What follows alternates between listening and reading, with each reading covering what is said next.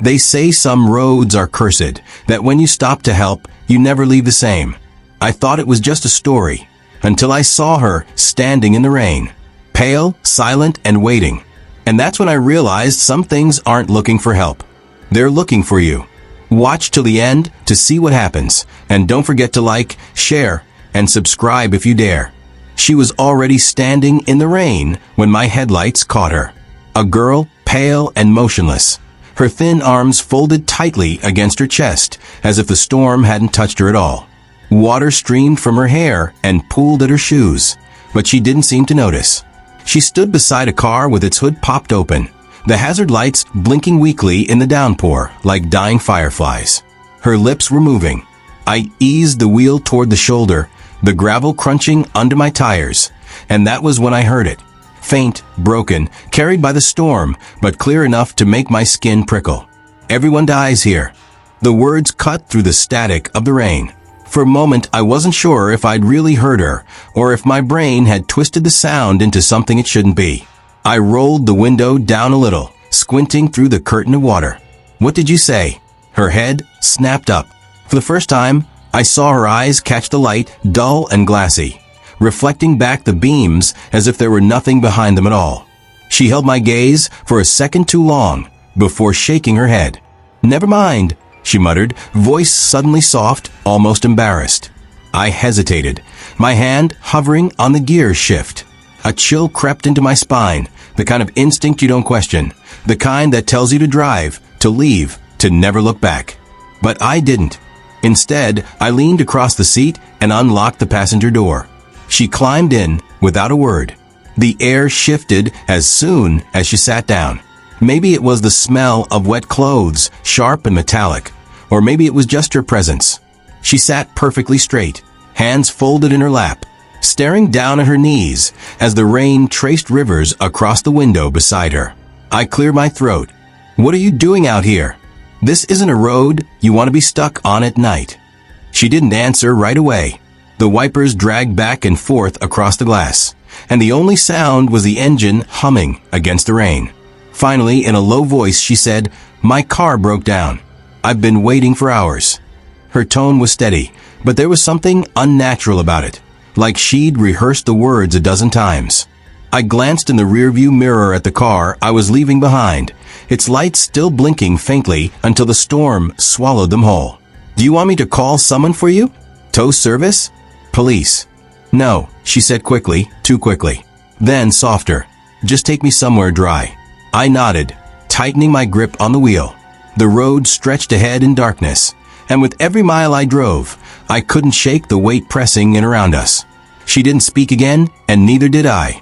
It felt like I'd let something into my car that didn't belong in this world, and it was too late to turn back. By the time the familiar shape of my family's house appeared at the end of a long driveway, the storm had quieted to a drizzle. Lights glowed faintly in the windows, proof that everyone was still awake, probably waiting up for me the way they always did. Normally, that sight would have brought relief. But tonight, as I cut the engine and looked at the girl sitting so still beside me, I felt only dread. She turned her head for the first time since we'd left the highway. Her lips curved faintly upward, not quite a smile, not quite anything I could name. "Thank you," she whispered. The words should have sounded grateful. Instead, they sounded like a warning.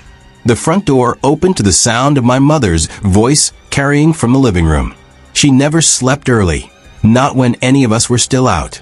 The smell of coffee lingered in the air, proof she had been waiting up longer than she'd admit.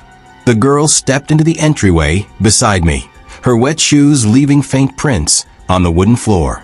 She didn't shiver the way I expected, though her clothes were soaked through. She just stood there, still as stone, while my mother hurried in with a towel in hand. "Oh Lord," my mother gasped, pressing the towel into the girl's hands. "You poor thing. Look at you, dripping like that. Come inside before you catch your death." The girl accepted the towel without a word. Her fingers moved slowly, deliberate, as she pressed it against her hair.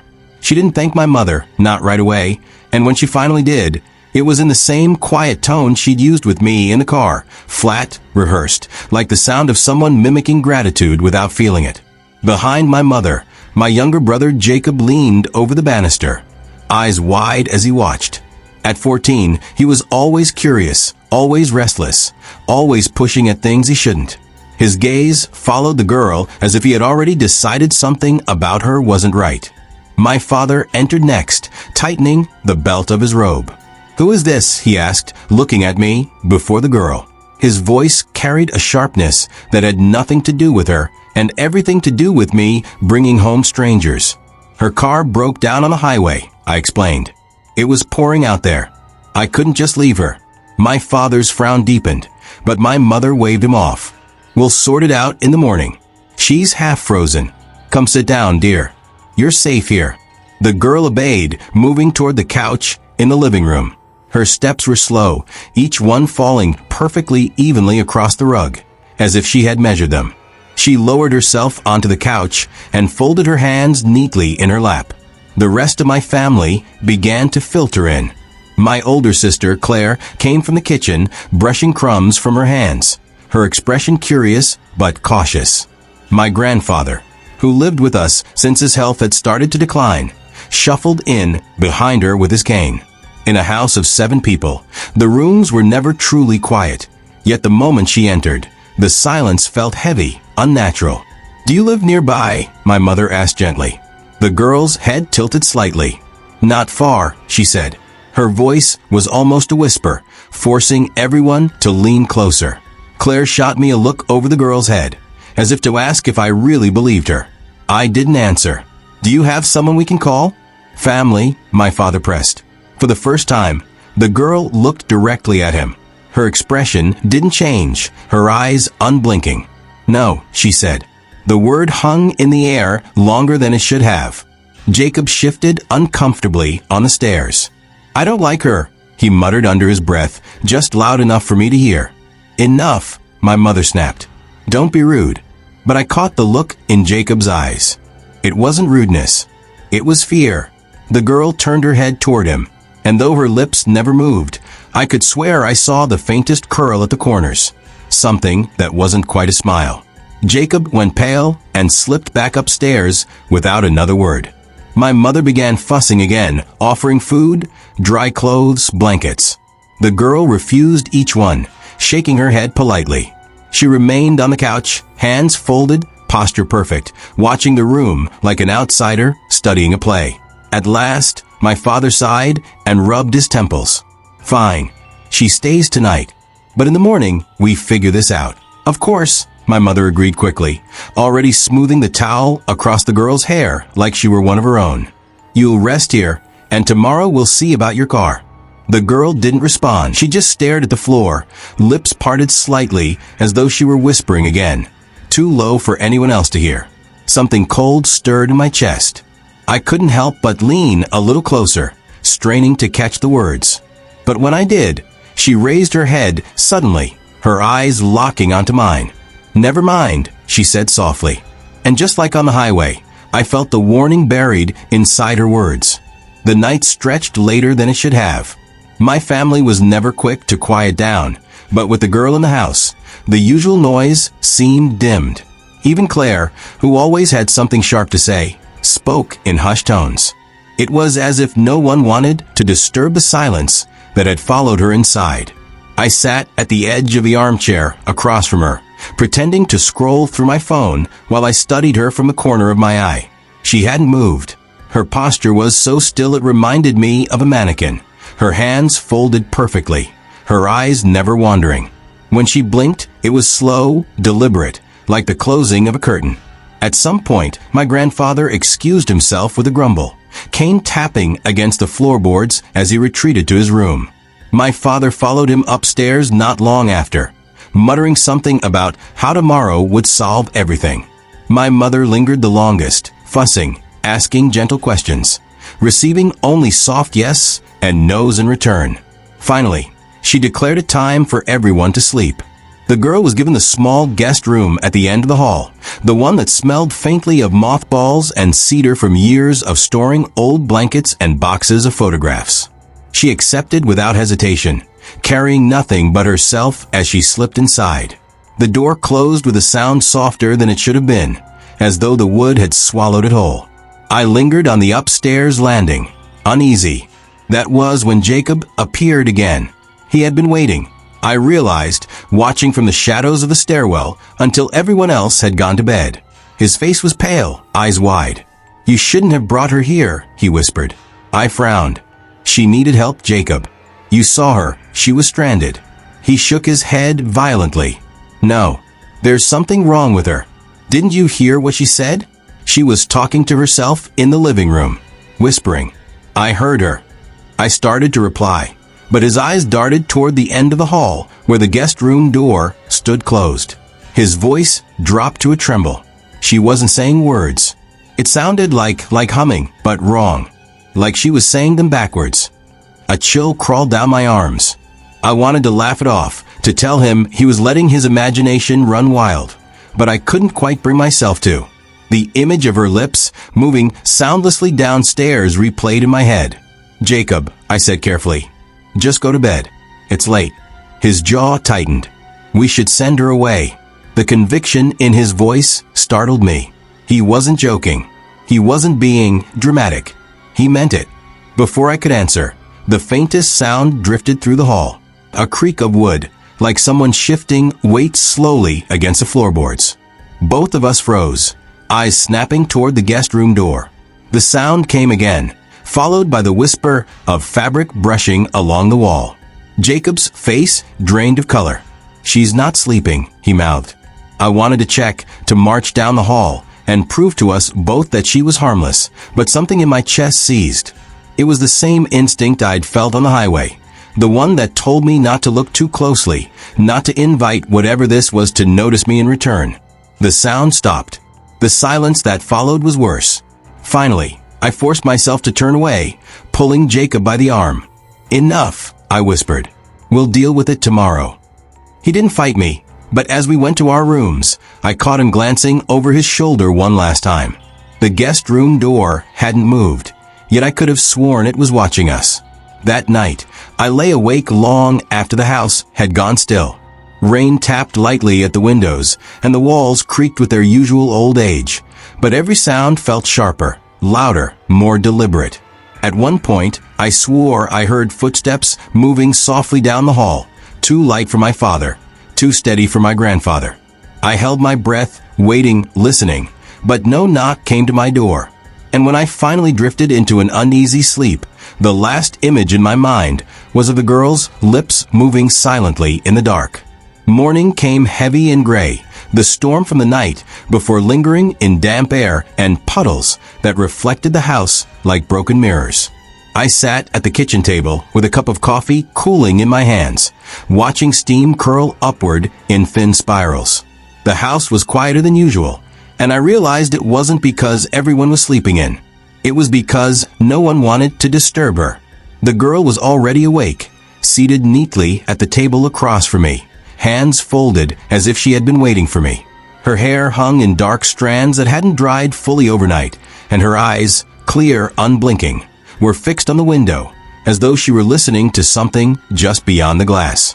"Good morning," my mother said too brightly, bustling in with a pan of scrambled eggs.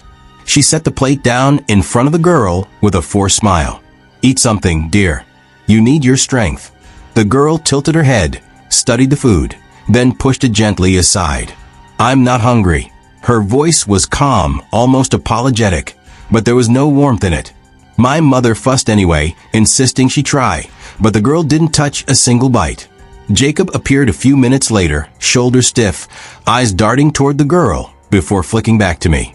He sat across from her, lips pressed tight, saying nothing. I knew what he was thinking. I'd heard his warnings the night before, but I also knew he wouldn't keep quiet for long. And he didn't. When my father entered the kitchen, Jacob slammed his fork onto the table. "We can't keep her here," he said, voice sharp, cutting through the uneasy silence. "There's something wrong with her. You can't see it." My father's brow furrowed. "Enough, Jacob." "No, listen to me." Jacob's eyes burned as he turned toward the rest of us. "She's not normal. She was whispering last night. I heard her walking around the hall. I don't care if her car broke down. She doesn't belong here. We need to send her away." The words hung heavy in the air. My mother looked horrified, my father angry, Claire uncomfortable. The girl, however, didn't react at all. She simply sat there, her face unreadable, her eyes locked on Jacob with a patience that felt colder than anger. "Jacob," my father warned again, "you will stop this nonsense right now." Jacob shoved his chair back, standing. "You're blind. All of you. You'll see what I mean." He left the table in a rush, footsteps pounding up the stairs. The silence that followed was suffocating. The girl lowered her gaze to her lap, and for the faintest second, I thought I saw the curve of her lips. Something small and knowing, a shadow of a smile. By evening, Jacob hadn't come down. My mother knocked on his door a few times, but he insisted he was fine, just tired. She scolded me for letting him scare himself with stories, and though I wanted to argue, I couldn't find the words. It wasn't until later that night, when the house had settled into its usual rhythm of creaks and sighs, that the scream tore through the upstairs. I was the first to reach the bathroom. The door stood half open, steam spilling into the hall. Jacob lay slumped against the porcelain tub, water spilling over the rim, his face pale and still. His hand dangled over the side, fingers brushing the tiled floor. For a moment, I couldn't move. My mind refused to connect the pieces. The water still running, the faint scent of iron in the steam, the unnatural stillness of his body. Then my father shoved past me, pulling Jacob from the tub, shouting his name. My mother's cry echoed down the hall, raw and broken. Claire froze in the doorway, her hands trembling against the frame. I stood there, numb, staring at the water swirling down the drain. It was tinged pink, faint but unmistakable. The girl appeared behind us, her shadow stretching long in the hallway light. She didn't scream, didn't ask what had happened. She only tilted her head, her expression unreadable, and whispered just loud enough for me to hear. Accidents happen. The house felt different after Jacob died. Even with all 7 of us under the same roof, it was quieter, heavier, as if the walls themselves had absorbed the weight of what happened in that bathroom. My mother moved through the halls like a ghost, her hands trembling as she folded laundry that didn't need folding, scrubbed counters that were already clean. My father's temper sharpened, snapping over small things, too much noise, not enough quiet, questions no one dared ask out loud. The police had come, of course. They stood in our kitchen with notepads and solemn expressions, writing down the details in their clean, professional handwriting. They said it wasn't unusual. People drowned in bathtubs more often than we thought, especially when they fell asleep or slipped. That was the word they used, slipped. They told us it was tragic but not suspicious. But I had seen the water. I had seen the faint red swirl vanishing down the drain, the small, deliberate scratches on Jacob's wrist. And I had heard her voice in the hallway, soft and steady. Accidents happen. She didn't cry when the police zipped the black bag and carried it through the front door. She didn't offer comfort to my mother or my father. She simply sat on the couch, hands folded in her lap, watching with eyes that didn't seem to blink. If anyone noticed, they didn't say it. In the days that followed, the girl became almost invisible. She stayed quiet, polite, moving softly through the rooms as if she were part of the furniture. My mother clung to her presence, treating her like a guest of honor, perhaps because it was easier than facing the whole Jacob had left behind. My father ignored her altogether, convinced that tomorrow or the next day she would leave. But I couldn't ignore her. At night, I heard footsteps in the hall, too light to be my father, too steady to be my grandfather. They stopped outside my door, lingered for a moment, and then moved on. Once, I opened the door fast, hoping to catch whoever it was. The hallway was empty, but the air felt colder, as if someone had just passed through. Claire noticed it too, though she wouldn't admit it. One evening, as she brushed her hair in the bathroom mirror, I saw her glance toward the hall, her reflection betraying the flicker of fear in her eyes. When she turned and caught me watching, she said nothing, only closed the door a little harder than necessary. The girl never mentioned Jacob. Not once. But sometimes I caught her standing near the spot where the stretcher had been wheeled out, her eyes fixed on the floor as though she could still see the outline of his body there. Her lips would move faintly, whispering words too quiet for me to hear. One night, unable to take the silence any longer, I confronted her. I found her sitting in the living room, the television off, the room lit only by the pale wash of the moon through the window. She didn't look at me when I entered. She didn't look at me when I said her name. "Why were you outside that night?" I asked. "On the highway. What were you doing there?" For a long moment, she didn't answer. Her head tilted slightly, as though she were listening to something else, something beyond the walls. Then she said, in that same quiet, measured voice, "Waiting. Waiting for what?" Her eyes lifted to mine. There was no expression in them, no reflection of fear or sadness or even malice. Just emptiness, deep and steady, for someone to bring me home. The words landed heavy in my chest. I wanted to press her, to demand answers, but before I could speak again, she smiled faintly. "Never mind." And just like that, the silence swallowed us both. The silence didn't leave me after that night.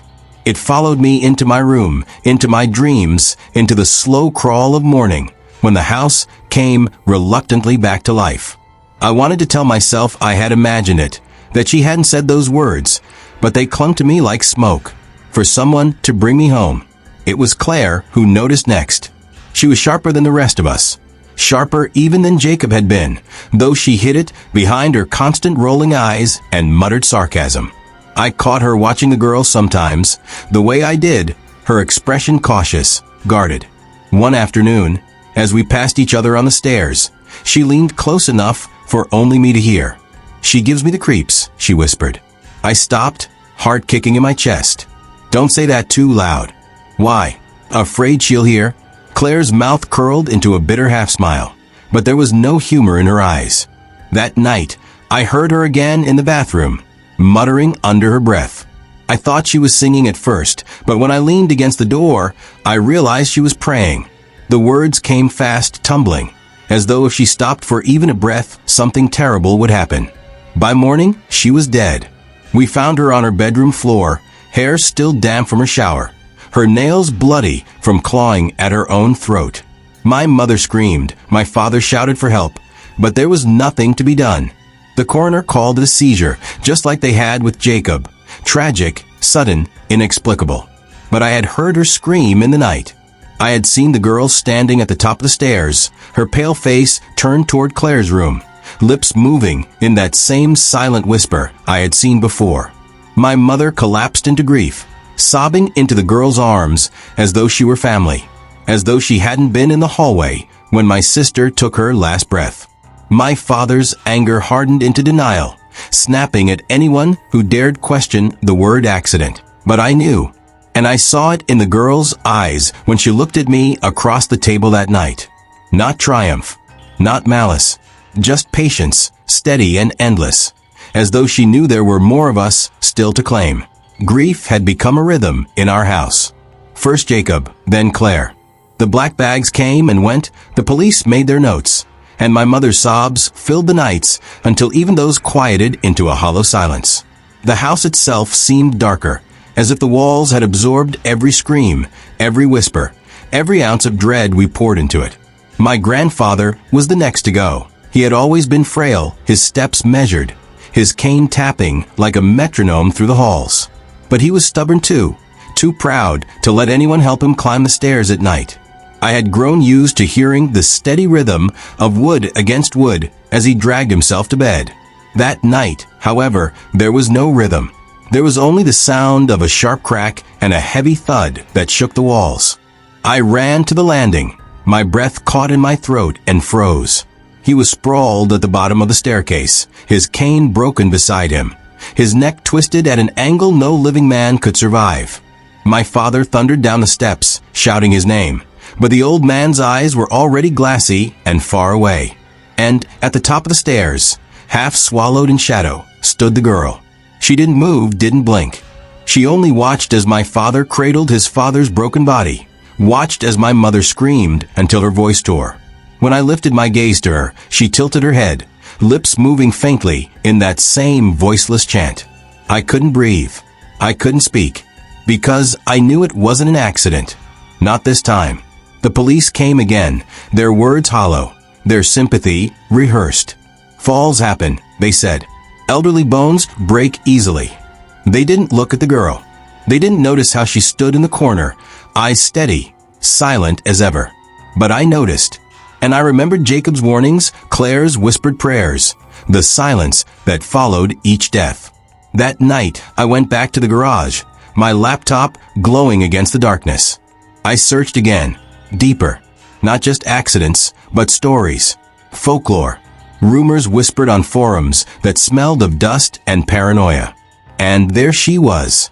An old clipping, buried in a forgotten archive. Teenage girl killed in hit and run on Route 9 Expressway. Her photo was grainy, blurred, but I knew her face. The same hollow eyes, the same pale skin, the same straight dark hair. 15 years gone, and yet sitting in my living room as if no time had passed at all. The article said her name, but I didn't need it. It didn't matter. What mattered were the lines buried in the middle of the report. Locals believed her spirit haunted the stretch of road where she died, appearing to stranded drivers, asking for help. Sometimes she vanished into the night. Other times, those who stopped never made it home. I stared at the words until the screen blurred. My hand shook so hard I could barely hold the laptop steady. Jacob had been right. Claire had been right. And I had brought her home. When I finally shut the laptop, the garage felt colder, heavier. I turned, and in the faint glow of the window, I thought I saw her standing at the door, her face pale, her lips moving in the dark. The house was shrinking. That's the only way I can describe it. It wasn't the walls or the ceilings that closed in. It was the air, the silence, the dread that seemed to seep deeper with every passing night. We had started as 7. Now we were 4. And she was still here, calm, quiet, patient. My father tried to act as if nothing had changed. He carried himself with stiff shoulders, barking orders about chores, about eating at the table, about keeping the house in order. But his eyes betrayed him. They were bloodshot, ringed with shadows, the eyes of a man who hadn't slept in days. Sometimes I caught him staring at the girl when he thought no one noticed, his jaw tight, his lips pressed into a hard line. My mother was worse. She had folded herself around the girl as if she were a daughter, fussing over her meals, her clothes, her comfort. It made me sick to watch, but I understood it in a way. Loving her was easier than facing the truth. That left me and my little brother, David. He was only 12, old enough to sense the fear, but too young to understand it. He stayed close to me, whispering at night when we huddled in our room. "She scares me," he said one night, his small voice trembling. "She stands in the hall and looks at me." I close my eyes, but I can feel it. I pulled him close, promising him it would be okay, even though I knew it was a lie. The next morning, he was gone. We found him in the backyard, lying on the damp grass beneath the oak tree, his body twisted, as if he had fallen from a great height. But there was nothing above him but branches too thin to hold his weight. His eyes were open, his mouth frozen in a silent scream. My mother collapsed over him, wailing. My father carried his body inside, refusing to call anyone until hours later. And through it all, she watched. The girl stood near the window, hands folded neatly, face blank, her eyes steady on my brother's lifeless form. She didn't speak. She didn't blink. She only tilted her head, as though she were listening to something the rest of US couldn't hear. I couldn't take it anymore. That night, I locked my door and sat against it, my heart pounding in my throat. Every creak of the house made me jump. Every shift of the shadows made my skin crawl. I thought of Jacob's warning, of Claire's prayers, of my grandfather's fall, of David's scream frozen on his face. One by one, she was taking us, and no one but me seemed willing to see it. At some point in the dark, I heard footsteps outside my door. Slow, steady, too light to be my father. They stopped just beyond the threshold. For a long moment, the silence pressed so heavily, I thought my chest might cave in. Then, faintly, came the whisper. "Home." I didn't move. I didn't breathe. And when the steps finally drifted away, I knew with a bone-deep certainty that my turn was coming. The house was too quiet. Not the kind of quiet that comes after a long day or a late night, but the suffocating silence of something finished, something hollowed out. the silence of absence. I lay awake in bed, staring at the ceiling, listening to nothing. Jacob's laughter, Claire's music, my grandfather's cane, David's soft voice, all gone. All that was left was me, my parents, and her. And even my parents were slipping. My father spent most of his time locked in his study, pacing, drinking, muttering under his breath about police reports and accidents. My mother drifted like a shadow, clinging to the girl's presence, as though she were a lifeline instead of the weight dragging us all into the grave. I couldn't understand it. How could they not see? How could they not hear the footsteps at night, the whispers through the walls, the way death followed her from room to room? Maybe they did see. Maybe denial was easier. It happened late one night. I woke to the sound of water running. At first, I thought it was a dream. Then I heard the splash, heavy and deliberate, echoing from the bathroom down the hall. My chest tightened. I knew that sound. I had heard it before. I forced myself out of bed, every step like wading through mud. The hall stretched endlessly, shadows clinging to the walls. The door was ajar, steam curling into the air. And there she was. The girl knelt by the tub, her pale hands trailing through the water, her reflection broken and warped in the rippling surface. She turned her head slowly as I entered, her eyes catching mine with a weight that froze me where I stood. "You brought me here," she whispered. Her voice was soft, but it cut deeper than any scream. My throat burned, words clawing to get out. "What are you?" Her lips curved into the faintest smile. "Home." I stumbled back, shaking my head. "You killed them. Jacob, Claire, David, you killed them." She rose to her feet, moving with a grace that was wrong. Too smooth, too silent. The room grew colder as she stepped closer, her shadow stretching long across the tiles. "I didn't kill them," she murmured. "I kept them, one by one. And now you." I bolted. My feet pounded against the hall as I tore toward the stairs, my heart slamming against my ribs. The house seemed to twist around me, every shadow bending, every creak echoing like footsteps chasing me. I could hear her behind me, not running, not rushing, just moving, steady and patient, as though she knew I could never escape. I crashed into the front door, fumbling with the lock, my hands slick with sweat. The air pressed heavy against me, thick and suffocating, as if the whole house wanted to keep me inside. Finally, the door gave way, and I stumbled into the night. The air outside was sharp cold, but it didn't feel like relief. The driveway stretched before me, the highway beyond it dark and endless. I ran, feet slamming against the pavement, lungs burning. But when I looked back, she was already there, standing in the middle of the road, pale and still, her eyes locked on mine. The headlights of an oncoming car burst over the horizon, its horn blaring, the screech of tires cutting through the night. And in that moment I understood. The cycle would never end. She wasn't looking for help. She wasn't lost. She was waiting, always waiting. The last thing I heard was her whisper, carried on the wind as the car roared closer. "Home."